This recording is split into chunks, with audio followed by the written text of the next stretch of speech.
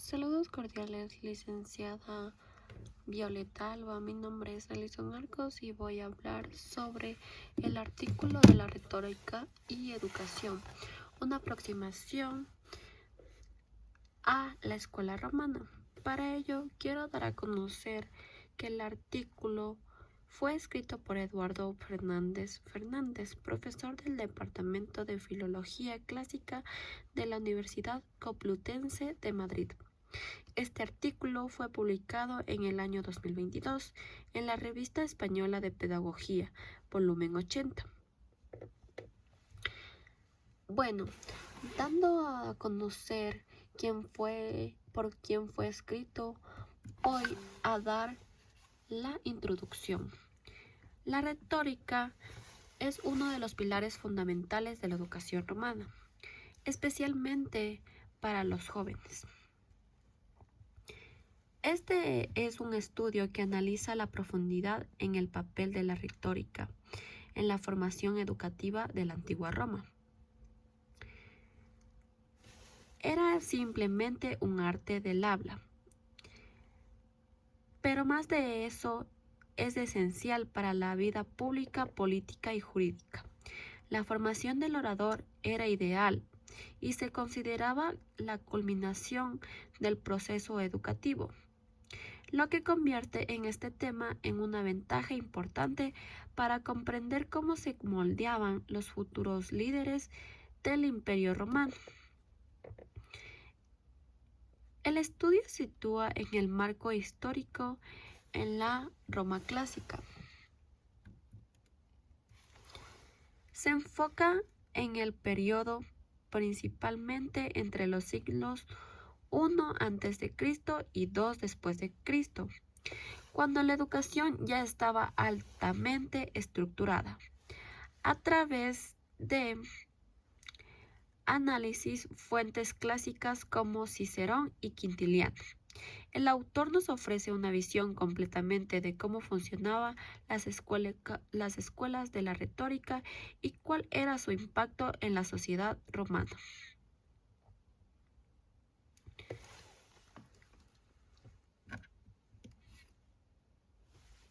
El objetivo de este artículo es analizar la estructura de la educación retórica romana, identificar los métodos pedagógicos y contenidos, comprender el papel del orador como ideal educativo y explorar la relación entre ciudadano y educación. En primer lugar, el artículo nos muestra cómo la educación se divide en tres etapas. La enseñanza de la primaria a cargo del literator, la enseñanza secundaria impartida por el grammaticus y finalmente la enseñanza superior de la retórica redirigida por el rector. Esta última fase, la más avanzada, estaba destinada a los jóvenes de familias acomodadas, generalmente a los 15 y 20 años.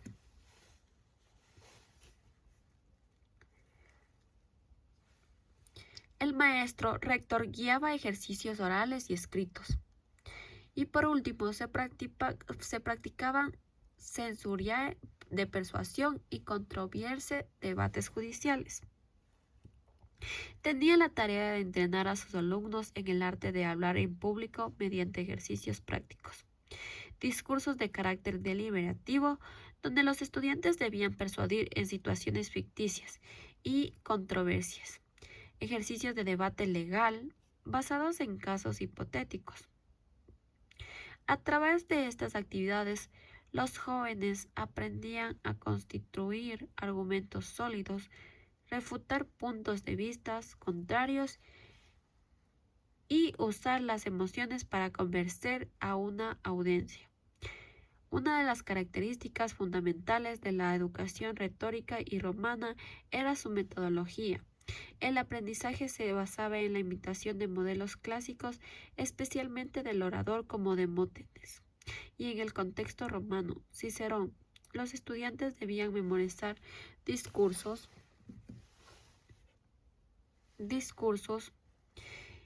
y un estilo luego de elaborar sus propias composiciones siguiendo estos patrones. El énfasis estaba puesto en práctica constante y en la expresión mejora progresiva de su comportamiento oral. El artículo también destaca la dimensión ética y cívica de esta formación.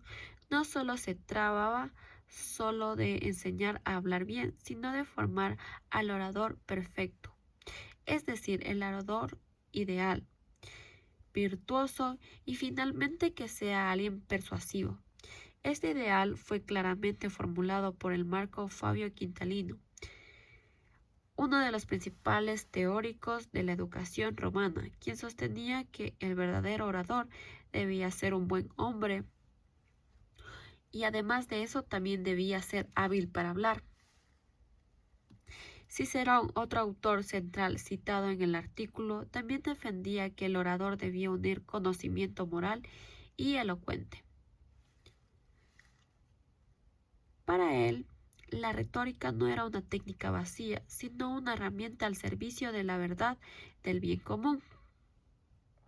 En este sentido, la educación retórica estaba profundamente conectada con los valores republicanos y la idea de la ciudadana activa. El artículo resalta que la escuela de retórica era más que un lugar de enseñanza técnica, era un espacio donde se forjaba la identidad del ciudadano romano.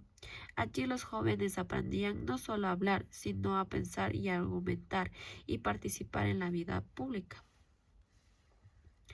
Por ello, su impacto iba mucho más allá del aula, influía directamente en el funcionamiento público del imperio. Además, el estudio establece vínculos entre pedagogía de los oradores. Como aquí podemos ver, Cicerón y Quintiliano fueron los autores claves. Cicerón era un político y orador, modelo ideal del orador romano, quien escribió del Orate, donde exponemos sus ideales educativos. Y Quintiliano, otro autor fundamental, fue un autor del Instituto de Oratoria, tratando de pedagogía completo. Define al orador ideal como un hombre bueno y hable, como ya lo supimos manifestar. Eso demuestra la permanencia del modelo romano y su influencia en la tradición humana y occidental. Para concluir, quiero dar a conocer que el artículo nos ofrece una visión completa y detallada de cómo funcionaba la educación en la antigua Roma y más de allá de cómo funcionaba, cómo se preparaban los jóvenes para ser profesionales. También nos cuenta que era un proceso integral que unía el pensamiento, la ética y la expresión. La escuela de la retórica cumplía un rol fundamental en la sociedad romana.